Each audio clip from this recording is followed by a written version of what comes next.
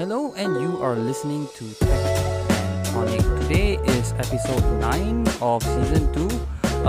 Last week we actually mentioned that it was season 2, episode 6. That was my mistake. I completely forgot. Okay, but no matter, you're joining me, Darwin, and Jeevan again for this week's of Tech and Tonic, where we talk about all things tech. For tech news and reviews, do head on to our website techn.tv, and of course follow us on all our social media, including our Facebook, our Twitter, our Instagram, and even LinkedIn. We are TechNTV across the board. You can leave your comments, you can leave your suggestions to what kind of topics you want to hear on this podcast. And of course, we're also available on Spotify and other major podcast platforms. That also includes Google Podcasts and even Apple Podcasts.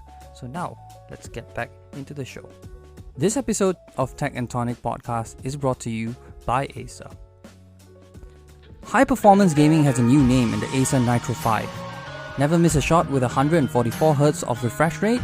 Play all the latest titles at high definition and in details you've never seen before. Hear better with DTS:X audio. Conquer the battlefield with AMD's Ryzen 7 5800H, and for the first time ever, the NVIDIA GeForce RTX series graphics card. Pre-order yours now from 27th to 29th April at 4,899 ringgit onward and receive free gifts worth up to 967 ringgit. For more information on the Acer Nitro 5, visit Acer Malaysia Facebook page or the link included in the description. Last week is quite an uneventful week. It was relatively quiet.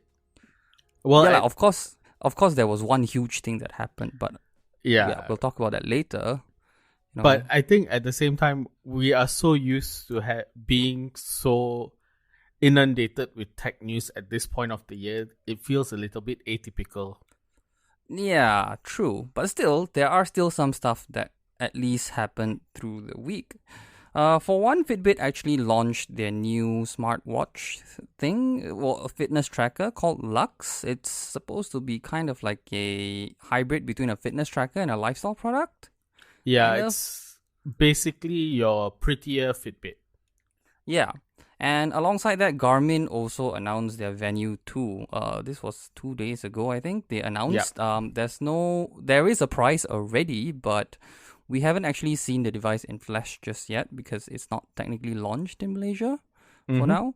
But yeah, we'll talk about that maybe in our article, read about it later in our website techn.tv. Okay, more things. Sony launched a new color, kind of. It's not really big lah, okay, but they actually released a new color for their one of our favorite headphones, noise cancelling headphones in the market, the WH-1000X Mark IV. Oh my god, the silent white. Yeah, they launched a white color. They've always stuck with black and gold or brown to some people, and then now you have white. So which you looks want white, so good.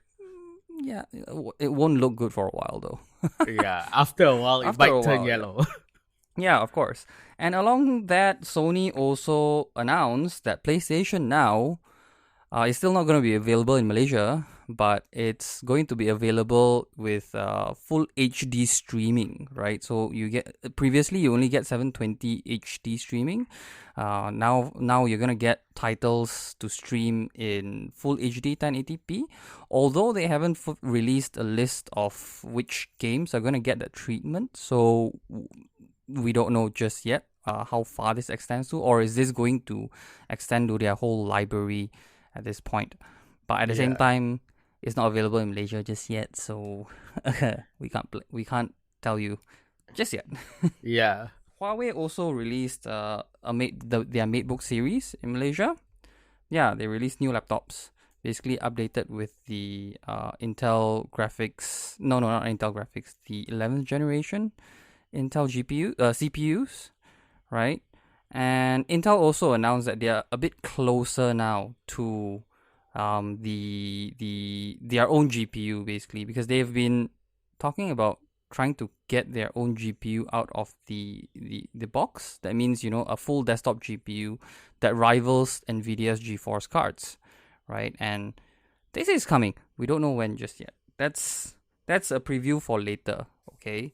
Fujifilm was also in the news last week. Fujifilm launched their Instax Mini with Pikachu. Pokemon. Yeah, with Pikachu. Well, it's a It's a collaboration with Nintendo. So you have Animal Crossing and Mario, but the printer itself comes with a Pikachu sleeve. Yeah. So yeah, that's that. Yeah. And of course, yeah, let's get back to the biggest news that happened last week lah. Okay, Apple. Well, Jivan was getting to it, but I ruined it because there's more news. But anyway, yes, Apple is announcing. Well, not announcing. They announced or they launched a few products last week. Yeah, well, not a bunch lah, but enough to catch our attention. They started with that little AirTag thing. Okay, it's basically a smart tag. Okay, a smart tag where you put with your keys and stuff like that, and then they use technology to find your keys when you misplace it. So if you always misplace your key, like Jeevan does sometimes, okay, it's really good. Yeah, you can you know where it is at all times. So it's kind of cool. That's on the smaller scale. They released something else. They released the Mac. Is it the Mac? Yeah. Yes. Basically a replacement for the iMac. Yes. The iMac, the iMac basically, right? It's now an M1 powered PC, all-in-one PC. Yes. Yeah, it's an all-in-one PC. Pretty much. It's basically technically an iPad form factor with a stand without the touchscreen. It's not really an iPad lah, okay? It's a proper Mac. It's an all-in-one Mac, okay? And it's thinner than ever, and that's why it looks like an iPad from the side, especially if you pair your iPad with a Magic Keyboard.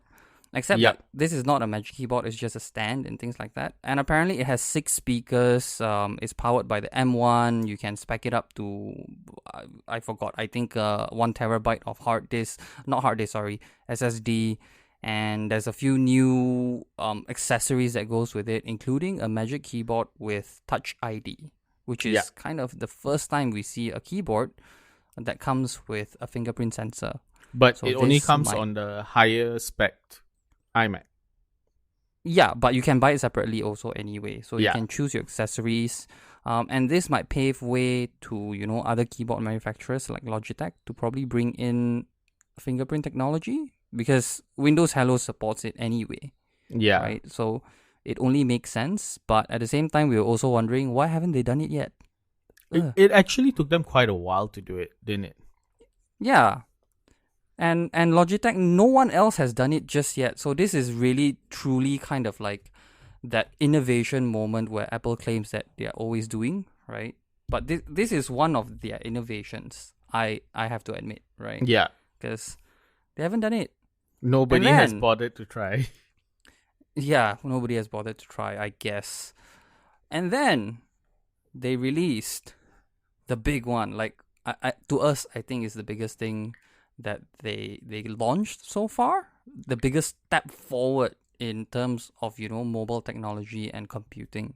Yeah. They released the new Apple iPad Pro. Yes. And it's not just an iPad Pro though, yeah. To be very honest, this particular product makes tablets seem so much better. Yeah. So the new iPad Pro, it still comes with the iPadOS. Basically, it's still a bigger version of the iOS, okay? And it's basically a tablet version of the iOS. And the iPad Pro still looks like a enlarged version of the normal iPad, but what's inside the iPad Pro is what makes it truly, truly, truly special. Okay, it comes with Apple's M1 processor. That also means that you're getting kind of like an almost full desktop computer-like experience, because this is the same M1 processor that they put into the MacBook Pro. for example, right? The new MacBook Pro and the MacBook Air. Yeah. That's something. Actually, I think from reports, the processor in the iPad is actually more. It's not significantly more powerful. It has more cores. Yeah. So apparently, this has 8 cores compared to the 7 cores that the MacBook has, the MacBook and the MacBook Air has, right? Yes. And even the Mac, the desktop Mac, that small little box thing that you call a PC. Yeah. Apparently, it's more powerful than any of those. Which is, my goodness, this is significant, guys. Like, wow. I think everybody will be asking the same question. Why would you put more cores on a tablet than a PC? Well, that's a question that only Apple can answer, I think. Okay? Yeah. But at the same time, why would you not? That is true. Yeah, because look at it this way, okay? Now we're gonna have to do some comparisons now, okay? When the iPad Pro was in its previous generation, it still came with, a normal iPad internals, okay, with slightly more storage compared to the regular iPad, okay, and a bigger screen, obviously. But compared to the iPad, there's not much difference between the iPad and the iPad Pro, okay, both of which devices still can support Apple Pencil with no issues at all, right? And both pack the same hardware and the same OS. So technically the iPad Pro is just an enlarged version of the iPad. So there's not much extra functionality that's added to it, even if you're going to have to pay a huge premium over your iPad. So we didn't see a point to that, right? And the iPad Pro, the iPad, was very comparable to the other tablets that we have in the market, the Android tablets, like the Samsung Galaxy Tab S7 and the 7 Pro. Was it the 7 Plus. Pro? S7 Pro? Plus. S7 Plus. Yeah. And those are not small tablets also. Those are 10-inch and 12-inch tablets, which sort of tries to compete with the iPad Pro. And before this, it was comparable. Yeah. It was. To be fair, that at least for me, the S7 Plus compared to the previous generation iPad Pro was comparable. Yeah, because the iPad... I mean the Samsung Galaxy Tab S7 Plus. Goodness, the name is just a handful. They gotta rethink the names. They, at least when you buy it, it comes with a keyboard and a keyboard case and the S Pen that comes with the S7 Plus, right? Of course, when you buy an iPad Pro, everything else is optional. The Magic Keyboard is an optional extra, which is I think 200 to 300 ringgit optional extra. And even the pencil, the Apple Pencil, is about, 100 ringgit to 200 ringgit extra? Somewhere there? Yeah. And on the Tab S7 Plus, while they put it as an optional extra, they include it in your first purchase bundle. Yeah, at least in Malaysia. Yeah, and that brings the price down quite a lot. Like, the price difference is huge compared to the iPad Pro if you buy the Samsung tablet. And don't mention Samsung, right? Because Huawei actually made something else too. They made the MatePad Pro, right? And when they introduced it in Malaysia, it's a 10-point-something inch tablet that also comes with a keyboard and a pencil. And to us, the charging mechanism of the styluses that you get from the Samsung and the Huawei is actually nicer because they charge wirelessly, right? You just have to attach them to the tablet and it charges wirelessly. You don't have to worry about it. It just charges. While the Apple Pencil, you actually need to plug into either the iPad or a power source. Yeah. And it looks really weird. Yeah. Well, it basically looks like the end of your pen is a USB drive, more or less. Yeah. So the M1 is not the only first on an iPad kind of thing, right? This is the first iPad Pro also to have USB-C connectivity instead of, the usual Lightning port. Lightning, sorry. Right? Yeah, so this now supports Thunderbolt 4.0, which is technically more than 4K. No, as in it supports 4K external monitors. Yeah, Yeah. Yeah, It supports 4K. basically Yeah. you can plug it into a 4K display. Yes. Okay. Yeah. To put it simply. Yeah. And that brings us to this kind of thing where how do you compare this iPad Pro now to Android tablet? And like, yeah, how do you compare that? Which other tablet should you buy now if you want?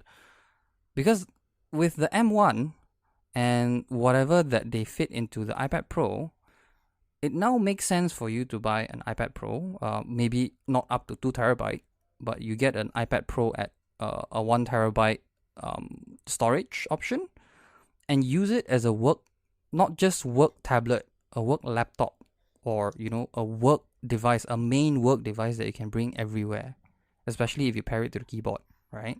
Yeah. But at the same time, I think Android as a tablet ecosystem has always been playing catch up when it comes to at least the iPad ecosystem. That is true. And at some point, I actually thought they did catch up, okay, with especially the... So I used to work out of a Samsung Galaxy Tab S2. And I thought they sort of caught up with the iPad until they started launching the iPad Pro. Yeah, even like for me, I thought they caught up when I was using the S7 Plus. Mm-hmm. Like it felt comparable. It felt like, yes, I can use this as a work solution, like a daily work solution if I'm working on the go. Mm-hmm. But at the same time, when you really dig into it, the ecosystem when it comes to apps and functionality on Android, Mm-hmm. unfortunately, is severely lacking, especially when it comes to scaling and compatibility with tablets. Mm-hmm. I give Apple that all the way. They have made sure that all the apps, functionality, optimizations are all done for iPadOS. Yeah. But that's also one issue that Android has to face since like its beginning. I think Steve Jobs actually mentioned something about this. Something about what was it called? Was it segmentation? Not segmentation. Fragmentation. Yes, fragmentation. So this is a problem that we still see today, okay? When you pick up a Samsung Galaxy Fold 2, for example, okay, and use the simplest app that you use every day of all, Instagram. It looks different on every Android device, okay? And on certain Android device, it just looks really funky because the app will not scale to the screen size factor or the screen factor, okay, or to the resolution that you hope it will scale to. And that kind of sucks, okay? On an iPad, on your iPhone, everything just works and it fills the screen, it uses the screen fully, and it feels optimized. It's as simple as that, right? And I think what's more jarring is that even with partner phones, Instagram doesn't scale properly. Yeah, which is kind of weird. Exactly, it's weird, and it also talks more about the whole fact that Google has to face this challenge of working with OEMs and also app developers to make sure that the apps are suited to the device, number one, and that they are optimized to the specs of whatever is coming out. Yeah. And then they started launching their own stuff like the Pixel, right? And it makes things even more difficult for developers because now developers have to deal with not just one smartphone. They have to deal with like 3 or 4 main flagships. And they're not going to have the money to buy all these 3 flagships, right? They're going to develop on whatever devices they have. And it might look good on that device. Okay, let's say they pick a Samsung Galaxy S. And then when you pick up a Pixel, it'll just look funky. Yeah. It does that, okay? It and certain apps work well on a Samsung device, but not a Pixel or a Huawei or whatever not, which is very, very annoying sometimes. Okay, it's also a problem between versions of devices. This is what I've noticed. Okay, I'm on a Samsung Galaxy S21 Ultra, and a lot of the apps for me sometimes nowadays work fine. Okay, and when you go on other devices, like the older Samsung Galaxy Note 10, for example, that Jeevan is using, okay, it doesn't work properly. Again, we're going to go back to Instagram. Darwin had access to Instagram Reels and certain features in Reels, which until today I don't have access to on the Note 10 Plus. Yeah, and it's not just Jeevan that doesn't have access to it. It's everybody who's using the Samsung Galaxy Note 10. Yeah, and it's so weird.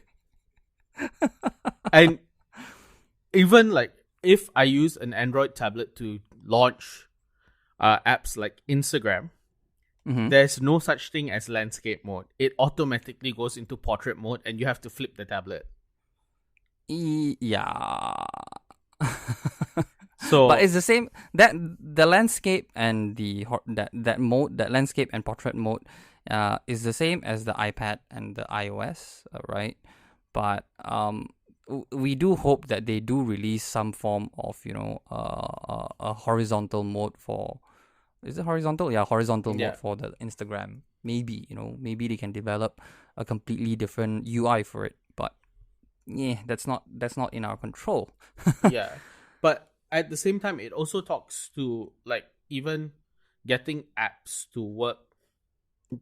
Put the simplest app that we need for working on the go, Microsoft Office. Yes. So Office worked perfectly when I was using it on the S7 Plus, the Tab S7 Plus. If I want to use it on my Note 10 Plus, it is painful. I tell you why though. They didn't design. So painful. They didn't design Microsoft Word. I think when they designed Microsoft Word on the Microsoft Office suite for your Android phone or even your iOS devices, they forgot to factor in the size. Yeah. So Microsoft Office apps work very nicely on tablets. Okay. And they have tablet versions, or basically iPadOS and Android versions of the app, and it works nicely on it. But with the addition of M1 on the iPad Pro, right, we theorize that they will probably be bringing, a lot of the M1 optimized software to iPad now, right? Yeah. Something that you couldn't have done before with an iPad or an iOS, because now you have a desktop chip in your tablet, which also means that what if one day, you can fully edit your videos on a full version of Premiere Pro or Final Cut Pro on your iPad Pro. Think about that, right? And not just that, right? You're not gonna get Premiere Pro on iPad Pro for now, lah. Obviously not. Okay, but think about things like Lightroom or even Photoshop, right? On your mobile devices, they are all very limited version, including your tablet. I'm not just saying that it's on your phone. On your Android tablets or even on the iPad, it's actually not as powerful as when you get the iPad, the desktop version of it. And now Lightroom has already, officially worked on the M1. It's officially optimized, which is now basically a matter of time before we get the Lightroom, things like Lightroom, okay, on top of, the iPad Pro. Even Final Cut Pro, it's just a matter of time before, we get all these apps on the iPad Pro, which also makes the iPad Pro a productivity beast. Yeah, and to be very honest, I don't see any of these optimizations coming to Android anytime soon. Oh, you're gonna have to wait. all you have to do is pull an Android tablet, like the two that we have chosen that we say are comparable to an iPad Pro. Previously. Not anymore. Now they are way behind at this point. But if you look at it, it's two different processors. Yeah. Two different GPUs. Yep. And to be very honest, a lot of our editing videos on the go we do on Adobe Premiere Clip, if I'm not mistaken. Was it Clip? No, Adobe Rush. Yeah, Adobe Rush right now, if it's available on the devices. That's another thing. Adobe Rush is not available on every device. Yeah, so I don't have Adobe Rush on my Note 10 Plus. and this is the funny thing, the Adobe Rush was supposed to be a Samsung exclusive thing when they launched the Samsung Galaxy S10 or 20. Yeah, 20. S10, I think. S20. No, S10. They announced it Yeah. for S10, Yeah. right? And then it worked on the Galaxy Note 9. It didn't work on the Galaxy S9. It wasn't available for Galaxy Note 10 or even S20. The Note 20 had it. Now the S21 has it. Yeah, and the Note 10 It's Plus confusing. doesn't. Yeah, it's confusing. It's confusing as hell. But that's the situation of Android at productivity apps today. Yeah, so Android as a productivity ecosystem has a way to go. There's no other way. There's no other way to put it. And when you're looking at the iPad, I think like hands down, even for me, who it's very hard for me to say that I will spend my money on an Apple product. Oh, but you will spend that 10,000 for a 2 terabyte iPad Pro, man. Yes, I would actually, because it makes so much sense. Do you care that it's more expensive than any other Windows product out there? No, you don't. I don't. I think we were talking about this the other day, and it makes so much sense for us because when we want to do like shoots and stuff like that, we have to take pictures and then share it and then put it onto storyboards. And if you're doing it from an iPad, you're basically putting everything immediately into your workflow. Yeah, correct. And the iPad has quite a decent camera anyway. You Yeah. can record 4K. You can record 4K videos with it. You can straight away do a broadcast production with it. If you get the cellular version, you can actually get 5G to work on it when it's available. So if you're gonna do a live production without any other stuff, you can just use the iPad, okay, and just connect it to whatever. The workflow is there. Everything is ready. Yeah. Yeah. So why not, right? Yeah, but when it comes to Android, I think just such a stark comparison. I don't know.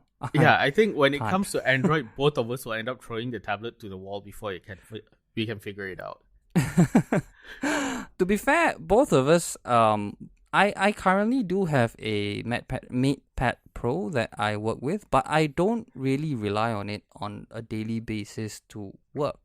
Only sometimes when I really need to, okay, and I don't have my laptop with me, my laptop ran out of battery or something like that. The MatePad Pro do come in handy because of its all day battery life. But that's also the same thing that the iPad Pro offers, right? All day battery life with even more productivity avenues. Because think about the M1 chip, they're gonna fit desktop apps on it, and it's going to really separate itself from the iPad and the current Android tablets. It will be comparable to a Microsoft Windows tablet.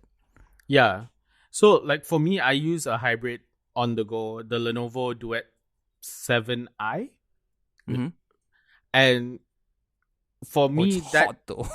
Yes, it runs really hot, and that is just with Chrome on. Yeah, it's hot and it's heavy. It's heavy, and on top of that, I don't get all day battery life. Yeah, no. At most, I get 6 to 7 hours. Yeah, you'll never get that kind of battery life on, any Windows, not just tablets, on any Windows laptop, okay? When somebody told me, basically one of the manufacturer's website blurbed that, this laptop can last 14 hours. We never got 14 hours from that laptop, by the way. We could barely even get 10. Yeah, I think we only got about 8 to 9 hours. At maximum. On average, I think is 7 to 8 hours on average. Yeah. Yeah. Yeah. So. Yeah. So battery life wise, I think people who work on the go a lot, tablets make sense. And at this point, tablets make so much sense. Exactly. And for people like us who work with content, like you see us releasing articles, we do edit videos, which we release to our YouTube channel. The screen, the liquid retina mini LED screen makes so much difference, especially when it comes to like color grading and stuff like that. While yes, it would be better to do it on a proper monitor setup and stuff like that. If you're working if you don't on have the them go, when you're on the go, in the cab or in your production vehicle, in the bus, you work with what you have, right? Yeah. And on top of that, the aspect ratio makes more sense. Yeah. So like Android tablets come in 16:10 aspect ratio. Mhm. Yes, it's great for consuming content. Yeah, videos, movies looks good, especially on those. But when you're trying to work, it's not. 16:10 does not make sense. Yeah. You're not trying to bring a cinema with you. You're trying to bring a laptop alternative with you, and you want something that you can easily and intuitively work with.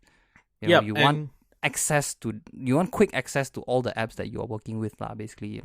Yeah, and even manufacturers like HP have opted for 4:3 because it's a more natural aspect ratio, especially if you're holding it in your hands. Yeah, especially when you're holding it in your hands. That's correct. Actually, it actually feels more like a magazine and a book. Yeah. Rather than, just another piece of slab on your hand that works like a coaster or, a serving tray. Yeah, and it's easier to balance in one hand, to be very honest. It feels more natural to read like your ebooks on it too. And that's why a lot of the ebooks have that kind of aspect ratio instead of, the regular 16:10, which looks great if you put it horizontally, right, on landscape mode. But if you're going to use it as a portrait device, it looks weird on your hands. It's unwieldy. Yeah, and if you are using like your Android tablets to read your books or comics, it's the form factor is so unwieldy that it's probably going to end up on your face. Yeah, and that hurts. But anyway, but anyway, that is all the time we have for today's Tech and Tonic podcast. I think we've gone like over our time limit by quite a fair bit actually today. But that's also because there's so much to talk about in the iPad Pro. I mean, when me and Jivan were discussing and brainstorming about this topic like last week, we actually sat through 2 whole hours of lunch just basically talking about the iPad Pro and why it makes so much sense. We were like thinking, why do we not want an iPad Pro? And then we're like, no, now we want an iPad Pro with M1 chip, And this coming from both of us who have for the longest time been like, we cannot spend so much money on technology that doesn't make sense. Yeah, and this is the year, like I told Jivan, I might actually switch to an Apple iPhone 12. Yeah. And that's quite big, right? And then this iPad came along and we're like, oh, now we want both. Both of us want. So, I wasn't convinced with the iPhone, but iPad hands down. Yeah, the iPad Pro, not the iPad. Yeah, iPad Pro. It started with the iPad Air. Yeah. And even then, I was already like, yes, it makes sense. I know it's extra money for the pencil, but it makes sense. Hey, it makes so much sense, dude. And now M1 with iPad Pro. Oh, that's just hands down probably the most exciting thing that has happened in the week and in the year for at least mobile technology. Yeah. Anyway, again, that was way over time. Okay. Thank you everyone for tuning in and listening all the way through. Thank you for supporting our podcast this past few months. Okay, I think. Yep. And this has been fun. Again, if you'd like to give us any feedback on the kind of topics that you want to hear or today's topic, if you have any thoughts on the iPad Pro, just reach out to us on all our social media. We are Tech and TV across all channels, including Facebook, LinkedIn, Instagram, and Twitter. If you want to read more reviews, there's more news, find out about, what's the latest in tech, just head over to techn.tv and check the website out. Of course, we are also available on Spotify, on Apple Podcasts, on Google Podcasts, and all the major podcast channels that we have. And if we are not on one of them or something that you follow, just let us know and we'll try to get ourselves there. Yep. This has been me, Darwin, and Jeevan signing out. Bye bye. See ya.